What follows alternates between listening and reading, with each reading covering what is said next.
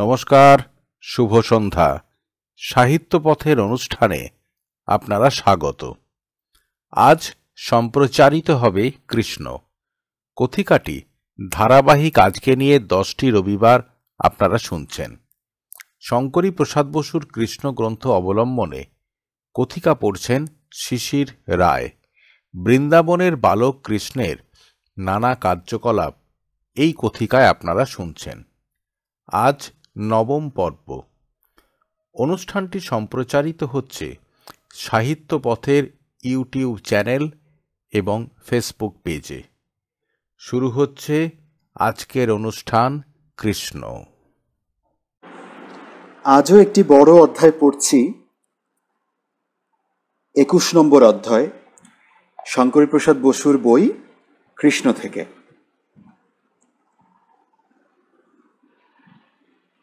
কৃষ্ণ, অধ্যায় 21। অক্রূরের রথ দ্রুত গতিতে বৃন্দাবনের লোকালয় ছাড়িয়ে বেরিয়ে এলো। এই প্রভাতটির মতো বেদনার কাল কৃষ্ণের জীবনে কখনো আসেনি। বৃন্দাবনে কিভাবে কে জানে একটা চির বিদায়ের সুর সকলের মনের তারে ধরা পড়েছে, আঁকড়ে ধরেছিলেন। সে বন্ধন ছাড়াবার শক্তি কৃষ্ণের ছিল না। শেষে নন্দ বিলম্ব হয়ে যায় দেখে যখন অনেক কষ্টে যশোদাকে সরিয়ে নিয়ে গেলেন, 2 পা না যেতেই তিনি মর্মান্তিক আর্তনাদ করে মূর্ছিত হয়ে পড়লেন। অক্রূরের রথ যে পথ দিয়ে গিয়েছিল তার দুপাশে গোপনারীরা দাঁড়িয়েছিলেন। তারা রথের চাকার সামনে ঝাঁপিয়ে পড়ে তাকে থামাতে চেয়েছিলেন। বিলাপের স্রোত ঠেলে রথকে এগোতে হয়েছে। কৃষ্ণের মনে হলো রথের চাকায় ব্রজগোপীদের রক্তের চিহ্ন বুঝি আঁকা হয়ে রইল। বৃন্দাবন থেকে কিছু দূর এগিয়ে এসে মথুরাগামী বৃহৎ পথটি যেখানে শুরু হয়েছে তার কাছাকাছি যমুনার তীরে একটা জায়গায় কৃষ্ণের অনুরোধে অক্রূর রথ থামালেন। পিছনে নন্দসহ গোপগণ আসছিলেন অসংখ্য কলস ভরা দুগ্ধদ্রব্যের উপঢৌকন নিয়ে। সার দিয়ে মন্থর গতিতে তাদের গো শকটগুলি চলছিল। কৃষ্ণ যমুনা তীরে যেখানে রথ থামিয়েছিলেন সেখানে সদলে নন্দ পৌঁছলে কৃষ্ণ বললেন, পিতা, আপনারা মন্থর যানে যাচ্ছেন, সুতরাং এগিয়ে যান। আমরা স্নানাদি সেরে কিছু পরে যাত্রা করে যথাসময় আপনাদের ধরে নেব। কৃষ্ণ এখনো সম্পূর্ণ সামলে উঠতে পারেননি। কিছুক্ষণ একাকী তটতীরের অরণ্যে ঘুরে বেড়ালেন। বড় স্নেহে বৃক্ষগুলিকে স্পর্শ করতে লাগলেন। ময়ূরের দল ছুটে এলো, সারস, হরিণেরাও। সকলকে আদর করলেন। একটা হরিণের গলা জড়িয়ে কতক্ষণ চুপ করে বসে রইলেন। বলরাম একটি বৃহৎ বৃক্ষমূলে বসে কলসি ভরা তাল রস আস্বাদন করছিলেন আর কৃষ্ণকে দেখছিলেন। কৃষ্ণের মনটা বড় কোমল। তুই বেটা ছেলে, এত মায়া কেন বাপু? বলরামের মমতাতুর দৃষ্টি কিন্তু ভাইয়ের সঙ্গে সঙ্গে ঘুরতে লাগলো। কিছু পরে কৃষ্ণ স্নানের জন্য যমুনার জলে নামলেন। বলরামও নামলেন। আবক্ষ জলে দাঁড়িয়ে কৃষ্ণ যেন কিসের ধ্যান করলেন। তারপর অবগাহন করে তটে যখন উঠে দাঁড়ালেন তখন মার্জিত মণির তুল্য নির্মল তার দেহ মন। দৃঢ় পদে এগিয়ে রথে উঠে মথুরার দিকে মুখ ফিরিয়ে বসলেন, দৃষ্টি দূর ও বিসর্পী। অক্রূরকে বললেন, চলুন। সন্ধ্যার মুখে অক্রূরের রথ মথুরার উপান্তে পৌঁছল। নগরীর দ্বীপ সার সার জ্বলে উঠেছে। দূর থেকে আলোকমালায় সজ্জিত নগরীর সৌন্দর্য দেখে বিস্মিত হলেন দুই ভাই। তাঁদের পক্ষে নগর দর্শন অভিনব অভিজ্ঞতা। নগর প্রান্তে একটি বৃহৎ রমণীয় উপবন আছে। অল্প আগে সেখানে নন্দাদি গোপগণ পৌঁছে গিয়েছেন। গরুগুলির যথেষ্ট খাদ্য পানীয় সেই উপবনে থাকায় সেইখানে তারা রাত্রিবাসের সংকল্প করে শিবির স্থাপন করেছেন। অক্রূরের রথ সেখানে পৌঁছলে কৃষ্ণ ও বলরাম অবতরণ করে নন্দের সঙ্গে মিলিত হলেন। অক্রূর কৃষ্ণ বলরাম সহ নন্দকে তাঁর ভবনে আতিথ্য গ্রহণের জন্য স্বনির্বন্ধ অনুরোধ জানালেন। এরা রাজি হলেন না। নিরাশ মনে অক্রূর চলে গেলেন। তার তরা ছিল কংসকে খবর দেওয়া আশু প্রয়োজন। যাবার আগে বলে গেলেন, আগামী প্রভাতে মল্ল প্রদর্শনীতে কৃষ্ণ ও বলরাম যেন যথাসময়ে হাজির হন। অক্রূর চলে যাবার পরেই কৃষ্ণ চনমন করে উঠে বলরামকে বললেন, দাদা চলো নগর ঘুরে আসি। কোথায় এলুম, চারদিকের ব্যবস্থা কিরকম, নিজেদের চোখে সব দেখা দরকার। বলরাম তাল রসের আমেজে আছেন। একটা বিরাট হাই তুলে তুড়ি দিয়ে বললেন, তোর যত ছটফটানি, একটু গড়িয়ে নিলে হতো না? এতখানি রথে এলুম, তার ধকল নেই। গায়ে গতরে ব্যথা হয়ে গেছে, খানিক রাত হলে না হয় বেরোনো যাবে। কৃষ্ণ তাড়া দিলেন, না দাদা, অচেনা জায়গায় এসে পড়েছি। অক্রূরের কাছে কংসের মতলবের কথা শুনেছ তো? আমরা এসেছি শুনে সে তৎপর হবার আগেই সবকিছু এক নজর দেখে নেব। বলরাম জানেন তার ভাইটি যদি কিছু ধরে তার থেকে তাকে নড়ানো যাবে না। কিন্তু অত ভাবনা চিন্তার কি আছে? কেন যে কৃষ্ণটা এত ভেবে মরে কে জানে। বলরামের বলে ভরসা। কিছু হলেই বাহু আস্ফালন করে বলেন, ধরে তুড়ে ফেলবো। ভাইয়ের তাড়ায় বেরোবার জন্য তৈরি হবার সময় গজগজ করতে লাগলেন, কৃষ্ণটা যেন কি ভারী তো কংস, ধরে তুড়ে ফেললেই হয়, তা নয়। পথে বেরিয়ে কিন্তু বলরামের দারুণ স্ফূর্তি লাগলো। মথুরার সৌন্দর্য দেখে চোখ ধাঁধিয়ে গেল। এ জিনিস যে সম্ভব কল্পনাতেও আসেনি। কৃষ্ণের পিঠে প্রচণ্ড থাবা বসিয়ে সগর্জনে বললেন, না রে, বেরিয়ে ভালোই করেছি, তোফা ব্যাপার চারদিকে, বাহ বাহ। বলরামের আনন্দের অভিব্যক্তিতে কৃষ্ণ পৃষ্ঠবেদনায় কাতর হয়ে সতর্ক রইলেন, পাছে আবার দাদার আনন্দের শিকার হতে হয়। তাড়াতাড়ি দাদার হাত আঁকড়ে পথে চলতে লাগলেন। মথুরা সুরক্ষিত নগরী, তাকে ঘিরে সমুচ্চ প্রাকার, তার বাইরে গভীর পরিখা, যার জলে হিংস্র নক্র, বিষধর সর্প ও অন্যান্য জলজন্তু বিচরণ করছে। সে পরিখা পরাক্রান্ত শত্রুর পক্ষেও অতিক্রম করা দুঃসাধ্য। সেতু পথে নগরীতে প্রবেশ করতে হয়। সেতু মুখে সুবিশাল লৌহ তোরণ, রণদুর্মদ সৈন্যদল অস্ত্র উঁচিয়ে সেখানে পাহারা দিচ্ছে। প্রাকার মধ্যে নগরী নানা অংশে বিভক্ত। সর্বোচ্চ অংশে রাজা, রাজপুরুষ ও অভিজাত বর্গ বাস করেন। সে জায়গাটিতে আরেকটি প্রাচীর বেষ্টনী। এই অংশে যেসব পথ দিয়ে প্রবেশ করতে হয় তাদের মুখে ঈষৎ ক্ষুদ্রাকার তোরণগুলি কনক নির্মিত। ভিতরে পথে পথে সুবর্ণখচিত দ্বীপ ও স্তম্ভ, ইতস্তত রমণীয় উদ্যান। ভবনগুলির স্থাপত্য কৌশল দেখে চমৎকৃত হতে হয়। তার বেদী, গবাক্ষরন্ধ্র, চন্দ্রশালা ইত্যাদি বৈদুর্য, বজ্র, স্ফটিক, মুক্তা, মরকত ও নীলকান্তমণি ইত্যাদিতে অলঙ্কৃত। মণিকুট্টিমে ময়ূর ও পারাবত আনন্দ কুজনে রত। কৃষ্ণ ও বলরাম এই অভিজাত অঞ্চলে প্রবেশ করলেন। মুগ্ধ ভাবে সেখানকার ঐশ্বর্য দেখতে দেখতে পথের জনস্রোতে গা ভাসিয়ে দিলেন। মল্ল প্রদর্শনী উপলক্ষে নগরীতে জনস্ফীতি ঘটেছে। নানা দেশের মানুষ বিচিত্র সাজে সজ্জায় পথে চলেছে। অন্যের পক্ষে দুর্বোধ্য তাদের ভাষার মিশ্র কলরবের সঙ্গে অভিজাত গৃহের সঙ্গীত বাদ্য মিশে অদ্ভুত ধ্বনিতরঙ্গের সৃষ্টি করেছে। দুই ভাই চাইলেন এই জনস্রোতের মধ্যে আত্মগোপন করে পথ চলতে। গৃহদ্বারগুলি উৎসবের জন্য মাল্য, অঙ্কুর, লাজ ও তণ্ডুলে অলঙ্কৃত, দধি ও চন্দনে লিপ্ত, কদলী বৃক্ষ, পূর্ণ কলস এবং নানা বর্ণের ধ্বজা পতাকায় সজ্জিত। অগুরু ও সুগন্ধি পুষ্পের সুবাসে সঘন বাতাস, চারদিক আলোয় আলো।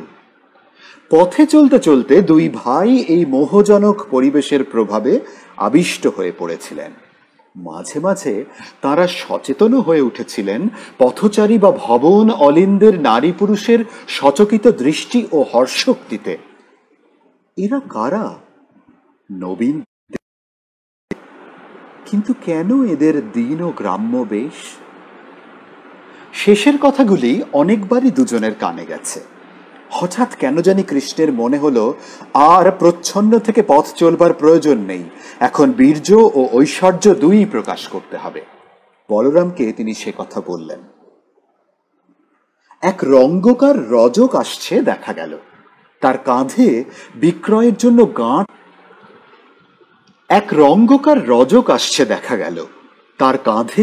বিক্রয়ের জন্য গাঁট বাঁধা অনেক সুন্দর রঙিন কাপড়। বলরাম তাকে থামিয়ে বললেন, আমাদের উত্তম বস্ত্র চাই, উপযুক্ত মূল্যে তা কিনব। রাখাল বেশ দুই ভাইকে দেখে রজকের মুখ অবজ্ঞায় বেঁকে গেল। নগরীতে যত গ্রাম্য বর্বরের সমাবেশ হয়েছে, যেমন চেহারা তেমনি কথার ছিঁড়ি, তেমনি চোয়াড়ে ভঙ্গি। এই অকালপক্ষ ছোকরা জানে না আমি কে, কাদের কাপড় যোগাই, অথচ নগরের সবাই আমাকে সমীহ করে। এই গ্রাম্য মৃগ দুটোকে শিখিয়ে দেব কি করে আমার সঙ্গে কথা বলতে হয়। বিতৃষ্ণায় থুতু ফেলে রজক বলল, তোমরা কে হে, আমার কাছে কাপড় চাইছ? বলরাম গর্জন করে উঠলেন। কৃষ্ণ তাকে বাধা দিয়ে বললেন, আমরা যেই হই কিছু এসে যায় না। তুমি বিক্রেতা, আমরা ক্রেতা। মূল্য পেলে বস্ত্র বিক্রয় করতে তুমি বাধ্য। রজক চোখ পাকিয়ে বলল, কি বললে, আমি বিক্রয় করতে বাধ্য? আস্পর্ধা তো কম নয়। কৃষ্ণ পূর্ববৎ বললেন, আমরা কোনো স্পর্ধাই প্রকাশ করিনি, কেবল বস্ত্র কিনতে চেয়েছি। অশিষ্ট আচরণ যদি কেউ করে থাকে সে তুমি। রজকের ধৈর্যচ্যুতি ঘটল। রাগে গলা চিরে বিটকেল চেঁচিয়ে বলল, ওরে বদ বর্বর বাচাল, ওরে পাঁজি ছুঁচো বজ্জাত, কি বললি, আমি অশিষ্ট? জানিস এখনই কোটাল দিয়ে তোকে ধরিয়ে দিতে পারি। প্রহরীরা তোদের টেনে নিয়ে গিয়ে কুকুর দিয়ে খাওয়াবে। জানিস আমি কে? আমি কংসের রজক। কংস শব্দ উচ্চারিত হয়েছে কি খড়গের মতো কৃষ্ণের বাম হাত খেলে গেল, আর তার করপুটের আঘাতে রজকের মুন্ড দেহচ্যুত হয়ে মাটিতে গড়িয়ে পড়ল। কি ঘটল কৃষ্ণ বলরাম সেদিকে দৃকপাত পর্যন্ত করলেন না। রজকের বস্তা থেকে কয়েকটি উত্তম বস্ত্র বেছে নিয়ে চলতে শুরু করলেন। গন্ডগোলে প্রহরীরা ছুটে এসেছিল। তারা কিন্তু কৃষ্ণ বলরামকে ধরবার কোনো চেষ্টাই করল না, যেহেতু কংসের নির্দেশ ছিল মল্লক্রীড়া উপলক্ষে আগত বিদেশিদের যেন সাধারণভাবে বিরক্ত করা না হয়। তাছাড়া যারা ঘটনাস্থলে উপস্থিত ছিল তারা সবাই এক বাক্যে বলল, রজকটিরই দোষ, বিদেশিদের সঙ্গে সে চূড়ান্ত অভদ্র ব্যবহার করেছে। রজকটির মৃত্যুতে অপরপক্ষে স্থানীয় দর্শকরা মনে মনে খুব খুশি হয়েছিল। কংসের এই রজকটির মতো কটুভাষী লোক আর নেই। তদুপরি সে কংসের চর, অতি ঘৃণ্য জীব, সবাই জানত। উত্তম বস্ত্র পরে তৃপ্ত চিত্তে কৃষ্ণ ও বলরাম অন্য মনে চলেছেন। ঈষৎ সংকীর্ণ একটি পথে প্রবেশের মুখে সহসা সুগন্ধি চূর্ণ বাড়ি তাদেরকে ভিজিয়ে দিল। চমকিত হয়ে দেখেন মালাকার পল্লীতে প্রবেশ করেছেন তারা। সারি সারি পুষ্প বিপণী, সর্ববৃহৎ বিপণীর সামনে তার দাঁড়িয়ে আছেন। এক সুবেশা তরুণী রন্ধ্রযুক্ত যন্ত্রের দ্বারা বাড়ি চূর্ণ নিক্ষেপ করছে তাদের উপর। এক প্রৌঢ় পুষ্পসত্র থেকে দ্রুত বেরিয়ে এলেন। উন্নত আকার, চোখে মুখে নিগূঢ় প্রশান্তি, করজোড়ে দাঁড়িয়ে রইলেন। বলরাম বললেন, আমাদের কিছু ফুল ও মালা দরকার। প্রৌঢ় বললেন, অনুগ্রহ করে ভিতরে চলুন, সবই প্রস্তুত আছে। বলরাম ঈষৎ সন্দিগ্ধ স্বরে বললেন, ফুল ও মালা নেবার জন্য ভিতরে যাবার দরকার কি? প্রৌঢ়, ভিতরে এসে অধমকে ধন্য করুন, এই মিনতি। বলরাম কিছু রূঢ় স্বরে বললেন, হঠাৎ অধমকে ধন্য করা এই সব কথা উঠছে কেন? কৃষ্ণ বললেন, দাদা, ইনি যখন বলছেন তখন ভিতরে যাওয়াই যাক না। বলরাম ঠেলতে পারেন না। দুজনে ভিতরে প্রবেশ করলে কৃষ্ণের কথা বলরাম ঠেলতে পারেন না। দুজনে ভিতরে প্রবেশ করলে প্রৌঢ়ের নির্দেশে মহার্ঘ আসন আনা হলো। দু ভাই বসলেন। গোড়ায় পাদ্য অর্ঘ্য, তারপর তাম্বুল দিয়ে প্রৌঢ় তাদের সৎকার করলেন। পরম ভক্তিতে প্রথমে চরণে, পরে সর্বাঙ্গে চন্দন লেপন করে গলায় দুলিয়ে দিলেন অপূর্ব ফুল ও মালা। তারপর সাষ্টাঙ্গে প্রণাম করে করজোড়ে বললেন, আমি আজ কৃতকৃতার্থ হলাম। কৃষ্ণ বললেন, কি তোমার নাম? প্রৌঢ়, এই অধম আপনার কিঙ্কর সুদামা। কৃষ্ণ, তুমি জানো আমরা কে? সুদামা, না প্রভু। কৃষ্ণ, তাহলে এভাবে আমাদের অর্চনা করলে কেন? সুদামা, আমি এইটুকু জানি আপনি আমার ইষ্ট, আমার ঈশ্বর। কৃষ্ণ, কিভাবে তা জানলে? সুদামা খানিকক্ষণ অচঞ্চল গাঢ় চোখে তাকিয়ে রইলেন। তারপর যেন নিজের মধ্যে ডুবে গেলেন। মৃদু স্বরে ধীরে বললেন, কতদিন আপনাকে স্বপ্নে দেখেছি ওই নব ঘনশ্যাম রূপকে। কতদিন ভেবেছি যদি কোনো দিন এই দীন ও নয়নে জাগ্রতে আপনাকে দেখতে পাই, তাহলে আমার হাতে গড়া ফুলের মালা গলায় দুলিয়ে দিয়ে লুটিয়ে প্রণাম করব। আমার প্রার্থনা সফল আজ। ধন্য আমি, আর কিছু আমি চাই না। কৃষ্ণ বললেন, স্বস্তি, শুভ হোক। শোনো, আমি কৃষ্ণ, ইনি আমার দাদা বলরাম। তুমি আমাদের তৃপ্তি দিয়েছ, যখনই প্রয়োজন হবে স্মরণ করো, দেখা পাবে। পথে নেমে বলরাম বললেন, বাহ, মজা জমেছে ভালো। একটাকে মারলি আর একটা তোর গলায় মালা দোলালো। কৃষ্ণ হাসলেন। তারপর বললেন, দাদা, এবার চলো দেখে আসি ধনুষশালা কোথায়। ধনুষশালা নিকটেই। পথচারীদের প্রশ্ন করতেই তারা দেখিয়ে দিল। দু ভাই অবিলম্বে সেখানে হাজির হলেন। সুসজ্জিত একটি পৃথক ভবনে মহাধনুটি রক্ষিত। চারদিকে জাঁক জমক। একদল প্রহরী দিবারাত্র পাহারা দেয়। ধনুটিকে কংস নিজের সুখ সৌভাগ্যের রক্ষা কবচ মনে করেন। এটি তাই সাড়ম্বরে নিত্য পূজিত হয়। বিশেষ পর্বদিনে বা উৎসবকালে সর্বসাধারণ এটিকে দেখবার সুযোগ পায়। ধনুটি এমনই বিরাট ও গুরুভার যে কেউ সেটিকে তুলতেই পারে না, যে আরোপ তো দূরের কথা। কেবল কংসের ভাগ্যের নয়, দম্ভেরও প্রতীক ধনুটি। তা যেন ঘোষণা করছে, যদি কেউ কংসের বিরুদ্ধে স্পর্ধা প্রকাশ করতে চায়, তাহলে এই ধনুতে সে প্রথম শক্তি পরীক্ষা দিক। বিশাল ধনুটি উচ্চ মঞ্চে স্থাপিত। দর্শকরা দূর থেকে সেটিকে দেখে। জনতার সঙ্গে মিশে কৃষ্ণ ও বলরাম মঞ্চের নিম্ন সোপানে পৌঁছলেন, যেখান থেকে ধনুটিকে দেখতে হয়। তারপর অদ্ভুত কাণ্ড ঘটল। কেউ কিছু বুঝবার আগে কৃষ্ণ ও বলরাম কয়েক লাফে প্রহরীদের অতিক্রম করে একেবারে ধনুর কাছে এসে উপস্থিত। কৃষ্ণ মুহূর্তে সেটিকে অবহেলায় বাম হাতে তুলে জ্যা দেবার চেষ্টায় দুই প্রান্তকে এমন ভাবে বাঁকালেন যে প্রচণ্ড শব্দ করে তা ভেঙে গেল। ভয়ঙ্কর নিনাদে থরথর করে উঠল চতুর্দিক। রাজপ্রাসাদের অভ্যন্তরে কংস পর্যন্ত সেই শব্দে কেঁপে উঠলেন। স্খলিত স্বরে জিজ্ঞাসা করলেন, কি হলো, কি হলো? প্রহরীর দল ইতিমধ্যে চমকে সচেতন হয়েছে। অস্ত্র নিয়ে ধেয়ে এসে ঘিরে ফেলেছে দুই ভাইকে। ভগ্ন ধনুর এক খণ্ড নিয়েছেন বলরাম, অন্য খণ্ড কৃষ্ণ। বলরাম গর্জন করে বলেছেন, সরে যাও, সরে যাও, পথ দাও। উত্তরে প্রহরীরা একযোগে তাঁদের আক্রমণ করেছে। দুই ভাই পরিষ্কার করে স্বচ্ছন্দে নেমে এসেছেন। যারা মরিয়া হয়ে বাধা দিয়েছে তারা মরেছে, অধিকাংশই পালিয়েছে। যেন কিছুই হয়নি এমন ভঙ্গিতে দুই ভাই আবার পথে নেমেছেন। বলরামকে কৃষ্ণ বলেছেন, আর নয়, অনেক নগর দর্শন হয়েছে, এবার ফেরা যাক। বলরাম বলেছেন, সেই ভালো। রাত্রি গভীর, পথে লোক চলাচল কমেছে। শ্রমে ও উত্তেজনায় ক্লান্ত দুই ভাই নগরীর উপান্তে নন্দের শিবিরের কাছে যখন পৌঁছলেন, তখন পথ একেবারে জনশূন্য। পথের দ্বীপ ও স্তম্ভ এই অঞ্চলে দূর ব্যবধানে স্থাপিত। প্রায়ান্ধকার পথ দিয়ে নীরবে দুই ভাই চলেছেন। হঠাৎ কে গাছের আড়াল থেকে সাঁ করে এগিয়ে এসে দু হাত ছড়িয়ে সামনে পথ আটকে দাঁড়ালো। গুপ্তশত্রুর অতর্কিত আক্রমণ। বলরাম কৃষ্ণকে ঠেলে দিয়ে দ্রুত লাফ মেরে অন্যদিকে সরে গেলেন। কোটি বস্ত্রে লুকানো অস্ত্রে হাত চলে গেল।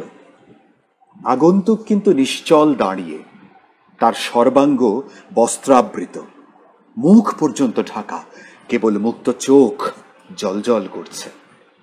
বলরাম হুঙ্কার দিলেন, কে তুই?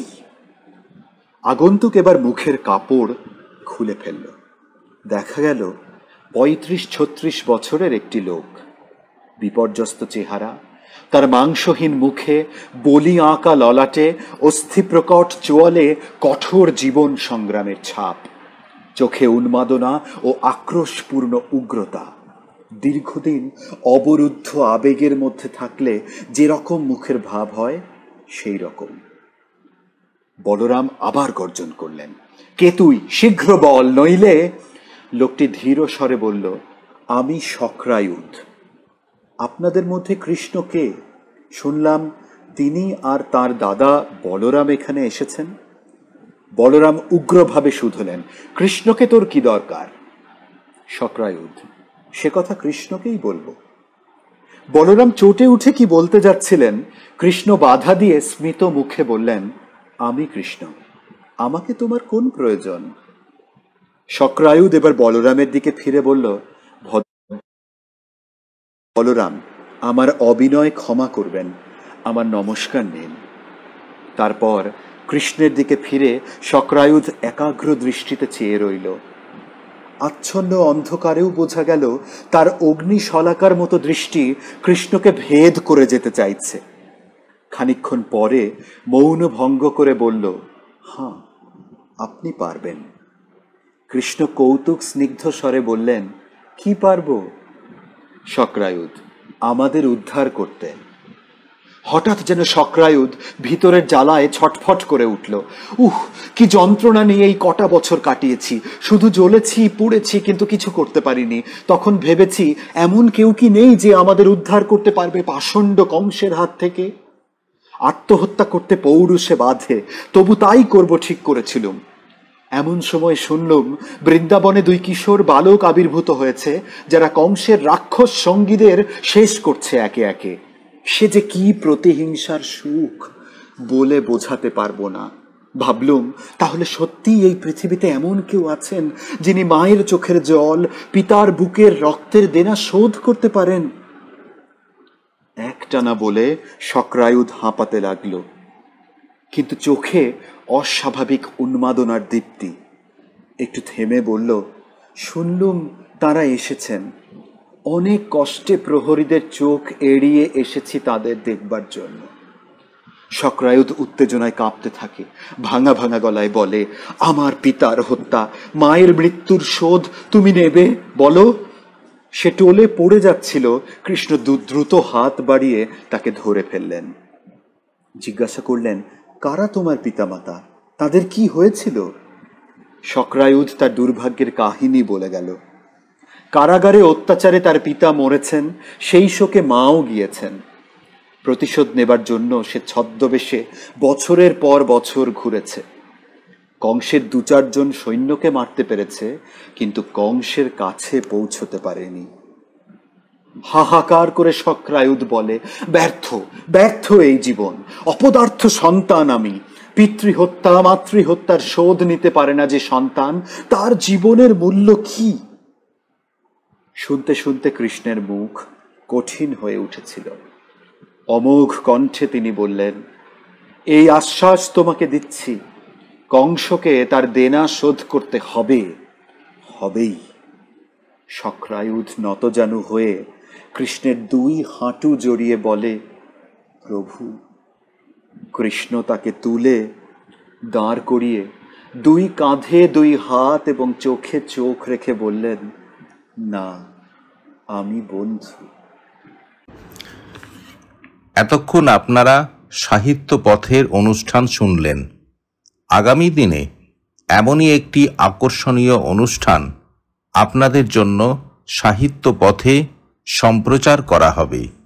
শুভরাত্রি।